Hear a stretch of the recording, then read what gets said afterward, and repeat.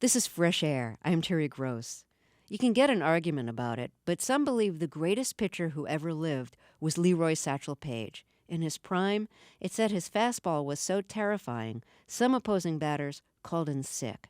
In the 1940s, writes Larry Tye, no one was better known or more beloved among African Americans, not Joe Louis, not Count Basie or Duke Ellington, because Paige was unstoppable on the mound, and because he played and lived with such style and charm. Satchel Paige played his best seasons before baseball was integrated, so we didn't get the years and records in the big leagues he might have. But he is in the Hall of Fame and holds the record for being the oldest player ever to throw a pitch in the majors at age 59. Larry Tye says there's another story in Paige's rich and colorful life about race in America and how Satchel's barnstorming through American towns brought black and white fans and players together long before Jackie Robinson broke baseball's color barrier. On this Martin Luther King Day, we're going to hear that story. Fresh Air contributor Dave Davies spoke with Larry Tye last June about his biography called Satchel, The Life and Times of an American Legend. Larry Tye, welcome back to Fresh Air.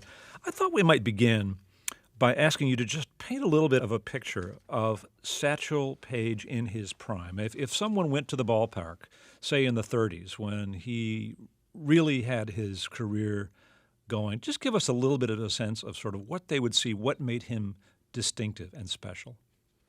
Before the game even started, everybody knew that you wanted to come out early and watch Satchel. And what you wanted to watch was he would set up on home plate a set of matches, and he'd set up this tiny little matchbook, and he'd proceed to throw 8 out of 10 pitches directly over the book. Some days it might have been a postage stamp, some days it might have been a gum wrapper. It was tiny objects, and he did that for 2 reasons. One was to delight fans, and it always delighted fans, and they always showed up early to watch him do something like that. The other was he knew that opponents, whether it was a Negro League team or local barnstormers who had never seen him before, were there early as well. They knew this was the legendary Satchel Paige, and they were watching what he was doing. And when you watched him burn these fastballs in with this pinpoint accuracy that he could actually get it directly over a book of matches, it started giving you precisely the second thoughts that Satchel knew these shows would do. So he was somebody you came early to watch, and you always got the show before the show. His walk to the mound was even distinctive, right? It was. He actually did what was more like a shuffle than a walk. He knew that the game couldn't start until he got there, and he was darn well going to take his time getting there, again letting fans absorb this magic of this guy who had arms so long that it looked like they were touching the ground, who had legs so long that he had to take really large steps just to avoid tripping over his own legs, and who was distinctive and elegant enough that anybody who watched had to pay attention and had to be struck by him. And his wind-up and delivery was like no one else's too, right? It was indeed. It was the famous Satchel Paige pose, which was winding up. It could be a single, a double, or a triple windmill windup. And imagine what a windmill does turning over and over.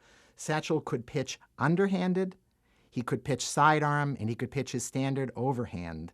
Whatever he was doing, it looked like his leg went so high up into the air that it blacked out the sky. His arm was so long that it looked like it was in the pitcher's face by the time he released the ball. And he had a kind of catapult release that sent the ball in at speeds that they had no radar guns then, but that people said had to be at least 100 to 105 miles an hour. So, amazing athlete, but a real performer, and almost a circus act. Yeah, a circus act that understood that there was a thin line between entertaining a crowd and demeaning himself. And he would never take it to the point where he was doing anything to demean himself, but he also understood that Negro League baseball was something that to attract fans, and he attracted extraordinary numbers of fans, record numbers of fans. To attract fans, you had to be more than just a brilliant pitcher. You had to be a showman as well. He was as sensational a showman as I've ever seen or read or heard about in the entire game of baseball.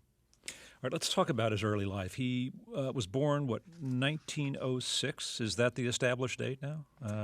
That is the established date. He was And actually born on July 7th, 1906. in Mobile, Alabama, coastal city, where and it's interesting that you describe in the book that it was a place of considerable racial tolerance before the turn of the century, but became a hard-bitten and segregated place. Tell us a little about kind of his family and early life.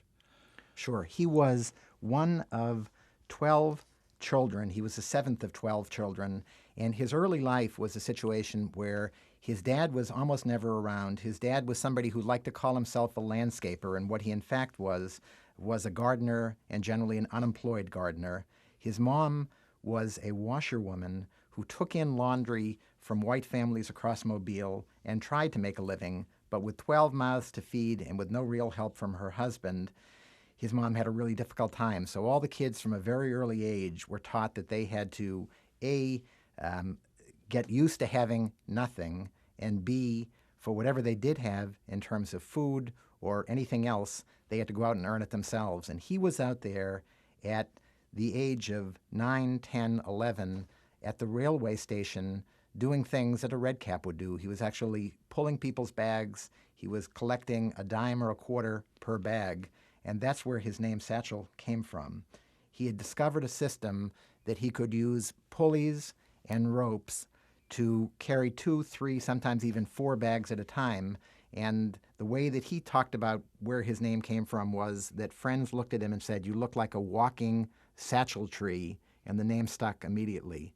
But as with everything with him, there were 3 or 4 versions of the story.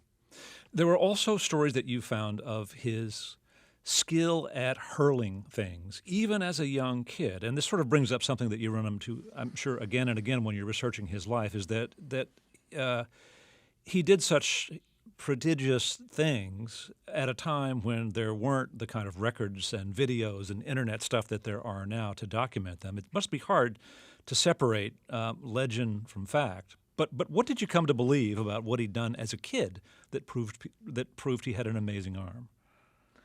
I came to believe that the stories that people told, enough of them came from his friends who were eyewitnesses, and even taking account for all the embellishments Satchel did and other people did, I think he had an extraordinary ability to aim a rock or a brick or a baseball and get it to its target with the kind of speed that was just beyond the pale. One of the things that he was able to do as a kid was, with a rock, he was able to, at the distance of a pitching mound, knock down a chicken. He was able to hit a squirrel. He was able to do extraordinary things, but he was best, and he really showed his skills as a young boy when he was part of a group of kids who lived near him, and they'd take on rival gangs of kids. And Satchel was famous not just for being able to hit the kid just where he wanted to, but in developing something that became his style when he became a pitcher later on, what he called the hesitation pitch. If you were looking at the kids who you were trying to have this rock throwing contest with, and if you threw the rock at them, it was natural that they would duck and that you'd often miss them. So what he did was he'd lift his arm and start to fling it, and he'd stop midway through, and they ducked, and he'd wait for them to duck, and then they were literally a sitting duck, and he'd hit them. And that was what he did with batters over the years. His hesitation pitch was hesitating mid-delivery and then throwing it in a way that threw the batter off stride the same way it did the kids he was throwing rocks at.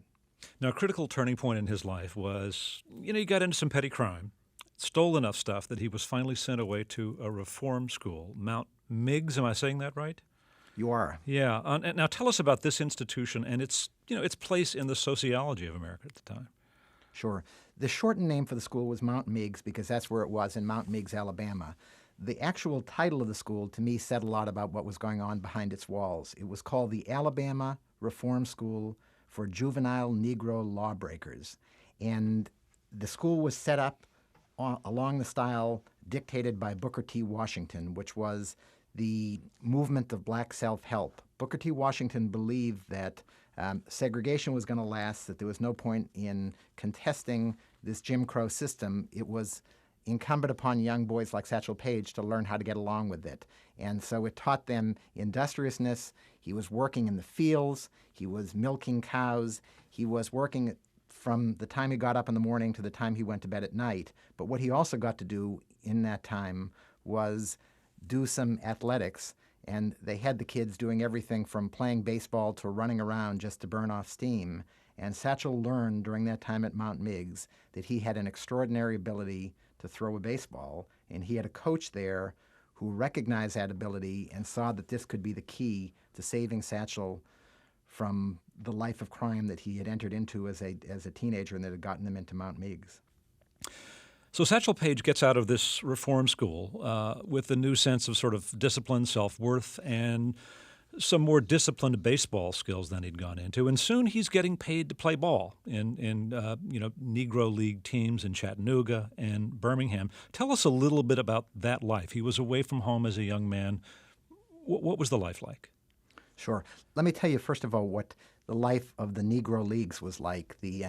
This was a time where men in the community, particularly on Sunday afternoons when the premier games were being played, would come out in straw hats and patent leather shoes. Ladies would take out their high heels, their white gloves, their fur stoles. Ministers, actually, for these games would let people out of church early on Sunday so no one was late, including them. Everybody wanted to go there.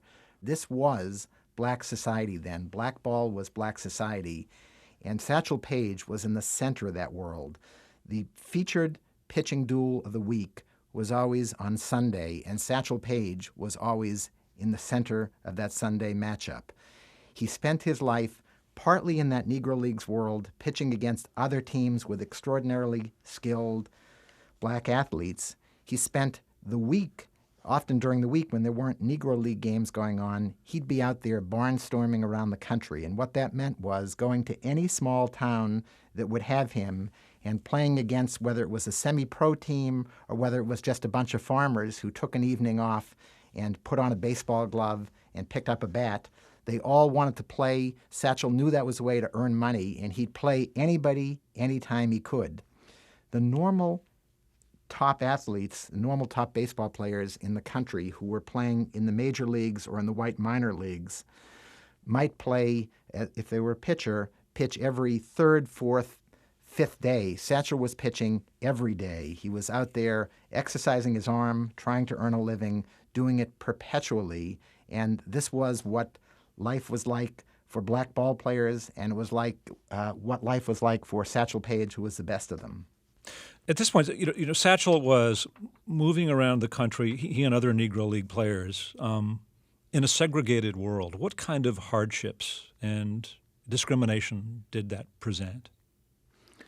It presented the risk that any time you went into a new town in the South where there was this system of very strict Jim Crow racial segregation, that if you walked into the wrong restaurant or you used the wrong bathroom, that you could, and they were, often arrested. Players on Satchel's team and on lots of other Negro League teams were shot at. They watched lynchings happen. There was the risk of having to put up with extraordinary abuse in terms of fans yelling racial slurs at them, all the way to the risk of losing their life, because it was a time when blacks were afforded few legal rights, and where knowing the particular byways of Jim Crow in every small town you went was essential for a guy like Satchel to stay alive. Now, you write that he was known for moving around a lot. He would go on these barnstorming tours. He would go to Latin America, and he would also walk out on contracts if some other team offered him a better deal. He was an early athlete entrepreneur. And there's a fascinating point in his story where he ends up in, of all places, Bismarck, North Dakota. Tell us what brought him there. Sure. What brought him there again was what brought him anywhere that he went, which was the enticement of money. He had walked out on his owner at the Pittsburgh Couriers, one of the great Negro League teams. He had just gotten married. He was in need of extra money, and a white owner named Churchill in this town where there might have been 2 or 3 blacks living in an entire state of North Dakota, maybe a handful. Satchel came in and was extraordinary. He did exactly what this guy Churchill had wanted. He led the Bismarck team to an extraordinary number of victories, particularly over this nearby town, Jamestown, North Dakota.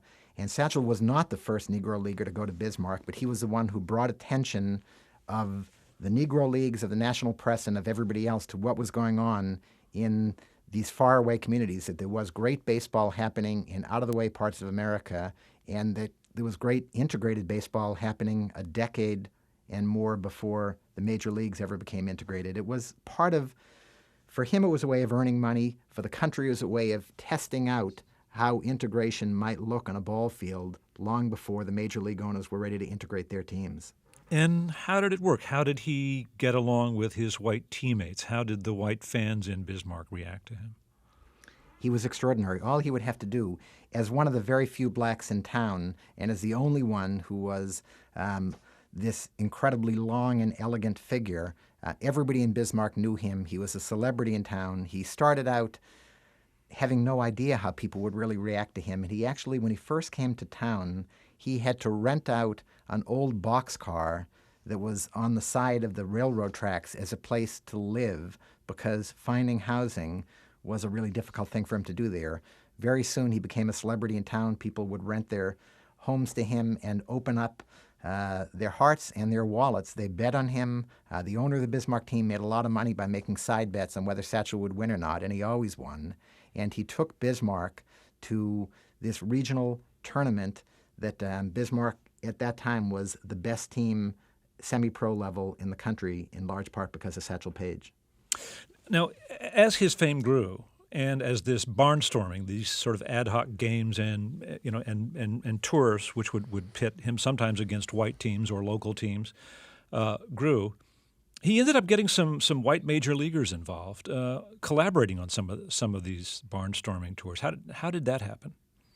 It happened first with Dizzy Dean was the most famous of the great white star athletes who decided to team up with Satchel. And Dizzy and Satchel realized that if they traveled around the country, and they did travel all over the country, playing games against one another, that it would attract two kinds of people. It would attract all the people who just wanted to see the greatest of black and white baseball play against one another, and it also attracted people who had a problem with the notion of integration and wanted to see a face-off between black heroes and white heroes, and saw it almost as a little bit of a race battle or war.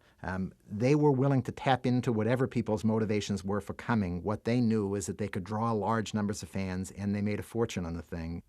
So these white players and black players played out of mutual self-interest. There was money to be made, but it had social implications and impacts, and I want to talk about that a little bit. I mean, one thing was that the white players they had to at least have some interaction with these ball players as they planned the trips and as they played. Did that change, do you think, white attitudes about black ball players, among the players, among the umpires, among the coaches? I think it changed them extraordinarily, and I think that you don't have to look any further than Dizzy Dean to see that. Dizzy Dean was a good old boy who wasn't beyond all kinds of racial slurs that were a part of his natural language, and he grew to adore Satchel. They would try to outdo one another, not just pitching on the field, but telling stories. And there was a great story once in Dayton, Ohio, where Dizzy hit a blooper to first base and ended up making his way eventually to third base with nobody out. And fans started yelling for Dizzy when he was on third base and wanted him to score. And Satchel, in his wonderful way, he would always decide to just sort of take a temporary respite from his time on the mound and go out and talk to people who were on the bases. Umpires let him get away with extraordinary things, and he walked over to Dizzy and he said, "I hope your friends brought plenty to eat, because if they're waiting for you to score, they'll be here past dark. You ain't going no further." Nobody out at the time, and Satchel proceeded like he always did. He would boast, and then he would back up his boast. He fanned the next three ball players, and Dizzy was stranded there on third base. Dizzy said, and again, this is this good old boy who had no love for blacks generally and really had never known any black the way he did Satchel. Dizzy said that if Satch and I played together, We'd clinch the pennant by the 4th of July, and we could go fishing till the World Series. He said between us, we'd win 60 games. So they had this extraordinary friendship, and yet there was another dimension to it. And the dimension that essentially when they got done with their barnstorming games, Dizzy would go back to Broadway, and Satchel would go back to Outer Mongolia, playing in the Negro leagues where very few people were watching him. And Satchel said, they used to say that Diz and I were about as alike as two tadpoles, but Diz was in the majors and I was bouncing around the peanut circuit. And he watched all of these guys who he made friends with, whether it was Dizzy Dean or Bob Feller or Joe DiMaggio. He watched them take off and their careers soar, and he watched himself stuck playing in this shadow world when he knew he was their equal. He had proven it on the baseball field. What about the interaction among fans and the fact that these Negro ball players would move into town to go through towns, and they constantly confronted finding places to eat, finding places to stay? Did their interactions with fans and others who knew they were, after all, guys of some note, in some cases celebrities, did that help to break down or at least soften any racial barriers in the towns they played? It did two different kinds of things. In some towns, it absolutely softened the racial barriers. Satchel, part of his condition for bringing his barnstorming team to a town, and this is where I think he was a quiet racial pioneer, he said, I'm not going to bring them to town unless there's somewhere for them to stay and somewhere for them to eat. And this was in these all-white towns, particularly when he was barnstorming through the South. It presented a huge challenge at that time because there often weren't places where they could stay or eat. But he wouldn't come unless there were, and he sort of set that as a condition. At times, watching him on the ball field, I think had the effect in terms of people that I talked to who were part of those games and people in the towns that watched him come through, had the effect.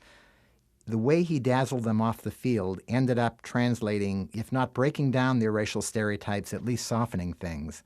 And at other times, it did nothing like that. At other times, he would play on the field with them and then try to go into their store after the game. The very people who were there watching him and cheering for him wouldn't serve him. So it was both. Being sort of pushing these racial limits at times proved incredibly productive, and at other times it was amazingly frustrating for him. And for a guy who never let himself get down, at times he just couldn't help it.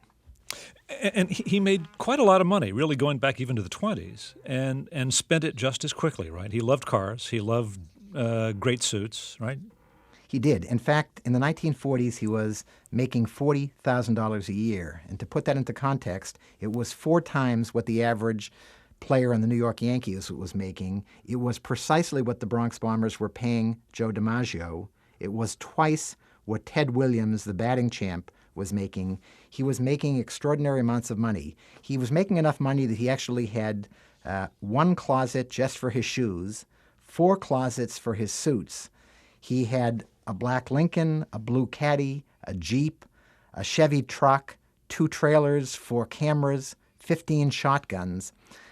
It was amazing what he had done in terms of the money that he was able to accrue. The difference, though, between what he was making and what the great white stars of that era were making was that he had to work year-round and pitch nearly every night, whereas if you were a white major leaguer like DiMaggio or Williams, you took the winter off. And yet these wonderful stories about how him, when he would get into a hotel room, would often put up a Coleman stove and fry catfish in the room. Is this real? It is real, and he had an extraordinary appetite for everything from fried catfish to barbecue to all kinds of things that, given that he had a bad stomach, were really difficult for him. When he finally made it to the major leagues, his roommate couldn't stand being in the room with him because there were these incredible smells. There were the safety risks of sort of plugging in his Coleman stove. He was a character, and he fed his appetites for food and for drink the same way he did for women, which was to wonderful excess.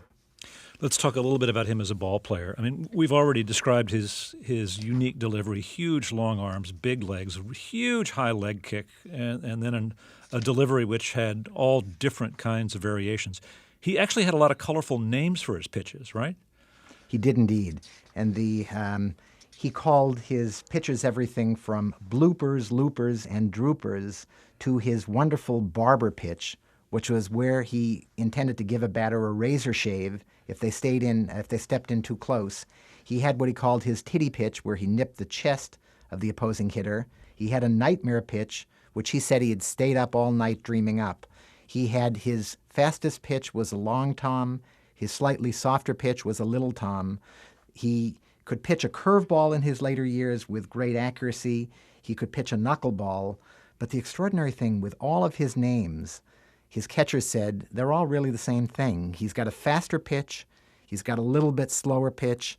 And in his early days, that was all he needed. He then refined it later with his curveball and his knuckleball. But in the early days, it was fast, faster, and fastest. He was also a real student of the game, right? He was indeed.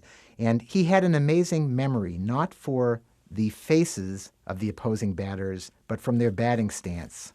And one day, Bill Veeck, who was the owner who brought him to the major leagues in his Cleveland Indians team, and later rescued him and brought him back to other teams, Veeck had a photographer snap shots of 25 hitters standing in a batter's box with just their hips showing. He painted out all the ID marks and showed this picture of just these sort of from the chest down to all the pitchers on his team. Satchel picked 18 of them out. He could identify them just from their batting stance, and the next best of Veeck's pitchers got just 6. Satchel knew what was important, and the faces were interesting to know who they were, but all that really mattered was their batting stance, because that was the way he could identify how they were going to hit against him and remember how to pitch them so they couldn't hit against him. Somebody with that kind of eye for detail and memory would make a great coach or manager, which, of course, he was never allowed to do, because once baseball was integrated, it was a long time before blacks were allowed to manage. No, he was only brought in as a pitching coach briefly for the Atlanta Braves when they had just moved to Atlanta, and this was because the owner of the Braves was rescuing him. He needed another year to qualify for a major league pension, so he was brought in for this time. But Satchel had always said to baseball, "You give me all these honors, show what you really mean if you're truly willing to integrate and hire me as a manager." That was his dream, and nobody ever offered.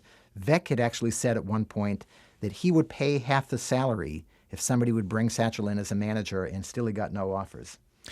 One more baseball story we have to talk about, and this is something I've never seen. I've never seen anything remotely like this in my life of watching baseball, and that is Satchel to demonstrate how good he was, or to win a bet, or to humiliate an opponent, would actually have his fielders leave the game and let him finish off the batter alone? He did indeed. The first time he did it was when he was in Mobile playing with a semi-pro team called the Down the Bay Boys. And his teammates had made 3 straight errors.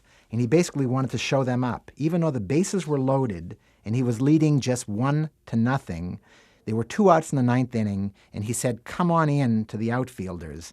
And they sat around in the infield while he had these batters facing him, and knowing that any pitch hit out of the infield was an automatic home run. So 2 outs in the 9th, batter up, 3 strikes, point made. He did it again and again, sometimes with just the outfielders. They'd sit around in the infield talking to one another, playing poker, or at least pretending to. Sometimes he actually had not just his outfielders sit down, but he brought in his infielders and left the entire field with just he and his catcher. And he did it not just when he knew he was playing second-rate opponents, but he did it against big leaguers like Jimmy Fox and other people who he knew had extraordinary hitting prowess. But he was out there to make a point, whether it was a point to the opponents on how good he was, a point to his teammates on how good he was, or a point to people who had made a racial slur, which is often when he did this. He did it in a way that nobody else had ever conceived of doing it in these situations before, and he talked about it more often, and he fanned his own legend with it. For many years, various major league owners had expressed an interest in trying to get Satchel into a big league uniform. It didn't happen. Then Jackie Robinson was the one who broke the color barrier when the Brooklyn Dodgers owner, Branch Rickey, brought him in. It was a big moment for America and, of course, for baseball. First of all, why wasn't it Satchel? It wasn't Satchel for a number of reasons. One reason was that he was considered too unpredictable. He was wonderfully quotable. He would say things that were often outrageous, and this is not the kind of guy that Branch Rickey was looking for when he was looking for the first ball player to integrate. He wanted somebody who was controllable. He also wanted somebody who was cheap, and Satchel was demanding the kinds of dollars that Rickey didn't want to pay. But maybe most of all, it was because of Satchel's age. When Rickey was looking around, Satchel was 39 years old. He was in 1945 having for him what was a mediocre year, and it just didn't look like he was the guy to come in and take this extraordinary barrier-bursting step of being the first to integrate. So when Branch Rickey, the owner of the Brooklyn Dodgers, brings Jackie Robinson in, how did Satchel feel about it? At the beginning, he did just what Rickey and everybody else hoped he would do. He gave the perfect politically correct answer. He said basically they didn't make a mistake by signing Robinson, and they couldn't have picked a better man. That was what he said to start with, but that's not what he really felt. Later, his reaction was, I'm the guy who started all that big talk about letting us in the big leagues. And he said that being denied this chance to be the first was, as he put it, when somebody you love dies or something dies inside of you. He knew that the only reason Rickey turned to the Kansas City Monarchs, which is where he found Jackie Robinson, was because Satchel had shined a spotlight on the Kansas City Monarchs. He knew that Jackie had started out that year as a second-string second baseman and was only playing with the Monarchs as a first stringer because the second baseman had gotten injured. And he felt that Jackie had never put in his time. He hadn't done the coast-to-coast barnstorming. He didn't understand what it was really like to take the incredible abuse that Satchel had been suffering for 20 years. And he felt that it was something that he had earned and Jackie hadn't. And what did Jackie Robinson think of Satchel Paige? Not much. He thought that Satchel was really old school and that he was the kind of guy who was unpredictable, who was a drinker and a womanizer. He thought all the things essentially that Branch Rickey did, and he didn't have a whole lot of tolerance for the Negro Leagues generally. Jackie had only been in the Negro Leagues for a while, and he was relatively disparaging of it, and he didn't think a whole lot of this symbol of the Negro Leagues legend, Satchel Paige. One of the things you write when you're talking about this moment in, the story of race in America is that Satchel Paige looked a lot like Stepin Fetchit to many blacks of his era and later ones. Now, I guess first, for some listeners who don't really remember Stepin Fetchit, explain who he was and why Satchel Paige evoked that character. Stepin Fetchit was a guy who was a stage actor whose whole routine was built around the notion of a shuffling, subservient black man. And it was something that at the time was popular in the black community as well as the white community because he was an extraordinarily good actor and he was clearly putting on this role. But blacks were used to being in a subservient position, and this was an embarrassment to a lot of younger blacks, just as Satchel Paige was. And it was very sad to me because I think that Satchel understood the limits of his putting on a shuffling personality, and he understood that he was first. His attempt was with white fans to disarm them, to come in and look like he was walking slowly, languidly to the mound, and to maybe entertain them with throwing the balls over a matchbook or all of these things. But once he had disarmed them, he dazzled them with his pitching. And Jackie didn't understand that it was necessary to do both. The disarming part, the idea of winning over an audience to get white fans there in the first place, was something that Jackie had never had to live through. He came up at a time at the end of the Negro League era, and he helped open this door to integration that he clearly had to suffer all kinds of abuse. Jackie did when he first integrated the major leagues, but it was a very different world that he was living in than the Jim Crow world that Satchel had grown up in and spent 20 years as the star pitcher in. So what he had to do was to at first appear unthreatening and then, by being a great athlete, win them over. Absolutely. He had to appear unthreatening, and to people of a later generation who were unschooled in that whole era of Jim Crow, it looked like that he was bowing to whites' expectations of blacks when in fact he was exceeding and defying those expectations. How conscious was his act in that way? I think that It looked like a natural act, and it looked like this was something that sort of came easily to him.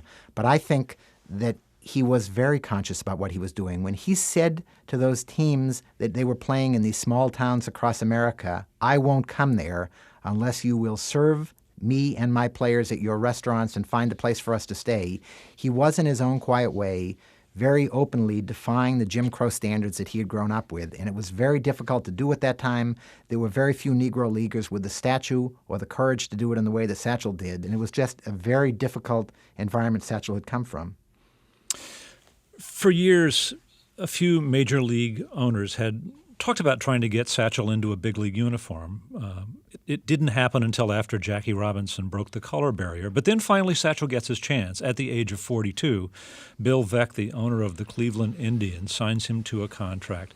After all these years, how did he measure up in the big leagues? Well, I want to just give you a couple numbers. Baseball is all about numbers, and Satchel pitched for half a season. He helped take the Indians to the pennant, and eventually they won the World Series that year. He ended up with a 6-1 record, which was the highest percentage of wins of anybody on that pennant-winning staff on the Indians. He had an earned run average of 2.47, which is extraordinary in these days or any day. It's extraordinarily low. It means that you score only 2.47 runs on average for every 9 innings you pitch, which means you're giving your team a chance to win every time you're out there. That was the second best ERA in the entire American League. And at age 42, he actually won 12 votes from Associated Press writers as Rookie of the Year. So, he played for several teams, did some starting assignments and did some relief assignments and did respectably and moved around, didn't always fit in, didn't go by team rules, as was his wont. I mean, he was Satchel Paige. And many years later, in 1971, he finally is inducted into the Hall of Fame after a long, long debate about whether black players who had accomplished things in the Negro leagues deserved to be at Cooperstown. Tell us about what did it mean to Satchel to finally make the Hall of Fame? Well, first I ought to tell you that when he finally in 1971 made the Hall of Fame, he was the first player in the country to make the Hall based not on his record in the major leagues, but based on his record in the Negro leagues. And this was an extraordinary honor. But the Hall of Fame initially said, "We're going to bring you into the Hall of Fame, but we're going to put you in a separate corridor." And there was such an outcry from the press and from fans who said, geez, this guy had to play his baseball in a segregated world, and you're now talking about segregating the Hall of Fame. It's just amazing. You mean there would be the regular major league players, and then there would be a separate room for Negro League players? There would be. They Right. would have had a separate and clearly unequal room for Negro leaguers. But Satchel let other people at that point protest that. And what he said was, this is the proudest moment of my life, and it's just amazing. He was finally not just being able to play in an integrated baseball world, but he was being honored by the denizens of baseball for all the years that he had played in the shadow world of the Negro Leagues. And he eventually was put into, they broke down that barrier, that notion of having a segregated area for the Negro Leaguers, and he was in the real Hall of Fame with everybody else. But he didn't care what part of it he was in. He just cared that finally the white baseball world was acknowledging how great he had been in all those years when they didn't pay attention to him. He wanted to manage, never got to, right? Correct. He wanted to manage. He dreamed of managing. He, in his speech at the Hall of Fame, and every time he was quoted in the white press, he said, "I'm out here and I can manage. I know how to run a team," and nobody ever took him up on the offer to hire him as a manager. He pitched for as long as he could in as many places as he could. I mean, after the majors, there were the minors, and there were exhibition games and all kinds of things. But eventually he reached a point where he wasn't a ball player anymore. And I have to say, the last couple of chapters of his life were kind of sad. What did he do? What he did was he would get in his old station wagon with the mud on it and with all these years of having barnstormed in it, and he'd get in and he'd try to find another place that would hire him. He'd travel up to Canada, he'd travel to the Plain States of the United States, all these places where he had been before in his great glory days. He would farm himself out, rent himself out to anybody that would hire him. At one point, he was actually working on a team called the Indianapolis Clowns, and he was working next to a guy who was only like 3 feet tall. He was working next to another guy who dressed up in a clown's uniform. He was playing in a way that for a man who had always been extraordinarily proud and who had traversed very carefully that line between being a showman and a clown, he was now playing for a team that was actually called the Clowns, and it was very sad in his later life. He had to support his kids. He had 7 kids. He had them at an older age, and the only way he knew how to make a living was as a ball player, so he went out and did it for anybody who would hire him. He actually tried to run for a public office and lost as a state rep from Kansas City. He worked very temporarily as a deputy sheriff. All of these were positions that he wasn't qualified for and that he realized it and knew it. So he kept going back to what he did best, which was pitching, and he did it with less and less success. Did he become angrier about the discrimination he'd suffered in his life as it went on? And after all, I mean, he was a guy who was a national celebrity who was broke.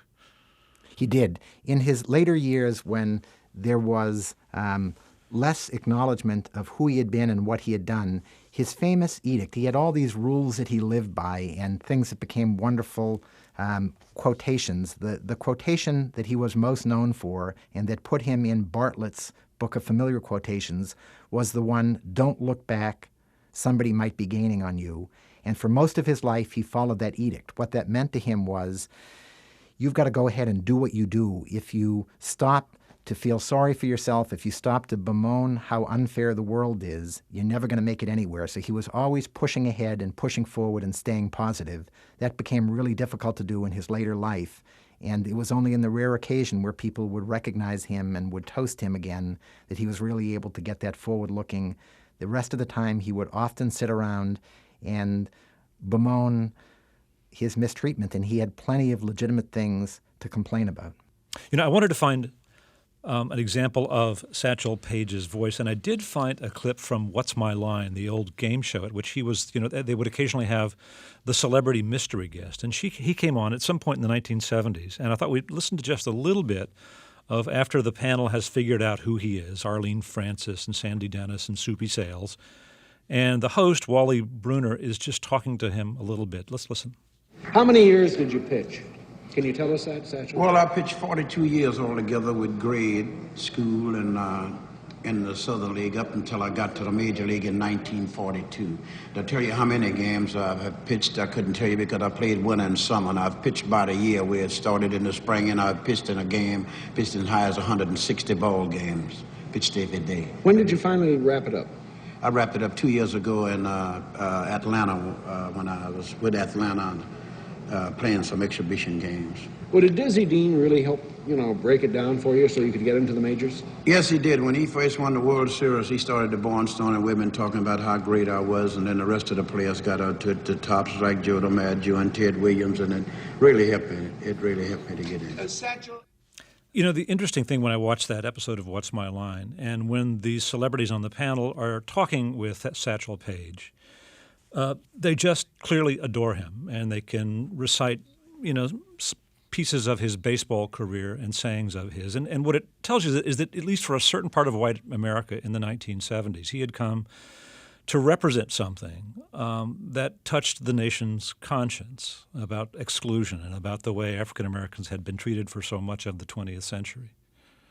Yes, and about greatness. He touched these chords in America because they started out with the recognition that, like Paul Robeson in the theater or like Joe Louis in the boxing ring, he was as great as they got. And so it was achievement.